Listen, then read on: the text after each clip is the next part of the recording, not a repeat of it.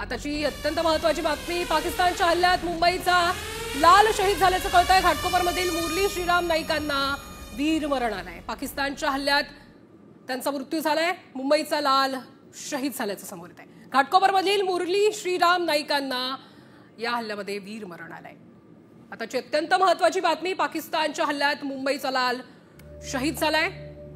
भारत पाक युद्धाच्या पार्श्वभूमीवर घाटकोपरमधील मुरली श्रीराम नाईकांना वीरमरण आलंय।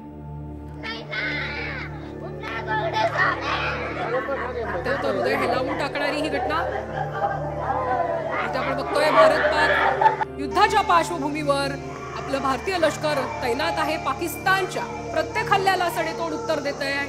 मात्र आता पाकिस्तानच्या या हल्ल्यात मुंबईचा घाटकोपरमधील मुरली श्रीराम नाईकांना वीरमरण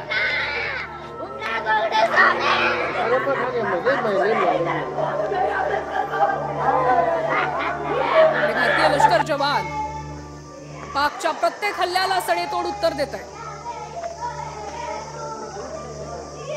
तर या सगळ्या युद्धामध्ये आता घाटकोपरमधील मुरली श्रीराम नाईक जे आहेत त्यांना वीरमरण।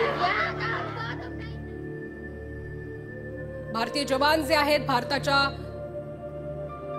सीमेवर पाकिस्तानच्या हल्ल्याला प्रत्युत्तर देत आहेत, सडेतोड उत्तर देत आहेत। त्यांचा प्रत्येक हल्ला उधळून लावतायत।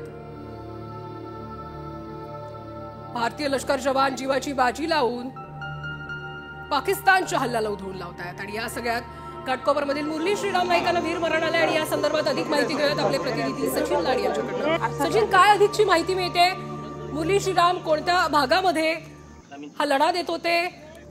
कोणता हल्ला झाला होता? काय होतं नेमकं वातावरण तिथलं? काय झालेलं आहे? काय अधिकची माहिती? आपण बघतोय की सध्या सीमेवरती पाकिस्तानकडून भ्याड हल्ले सुरू आहेत आणि त्यात तशाच एका हल्ल्यामध्ये मुंबईचे जवान असलेले मुरली नाईक त्यांना वीरगती प्राप्त झालेली आहे। आणि त्याचं पहाटेच्या सुमारास हे वृत्त ते राहत असलेल्या कामराज नगरमध्ये पसरलं आणि संपूर्ण परिसरात शोककळा पसरली। मुरली नाईक हे मूळचे खरतर मुंबईचे होते, मात्र अलीकडे त्यांचे जे कुटुंबीय आहेत ते सध्या जत्रेनिमित्त त्यांच्या मूळ गावी म्हणजे आंध्र प्रदेशला गेलेले आहेत आणि तिथेच त्यांना हे वृत्त समजलेले आहे। मुरली नाईक हे अवघे 25 वर्षांचे होते आणि पाकिस्तानच्या भ्याड हल्ल्यामध्ये त्यांना वीरगती प्राप्त झाल्याची आपल्याला माहिती आहे। तुम्ही दिलेल्या या सविस्तर माहितीसाठी तर आपण बघतोय घाटकोपरमधील मुरली श्रीराम नाईकांना वीरमरण आलंय।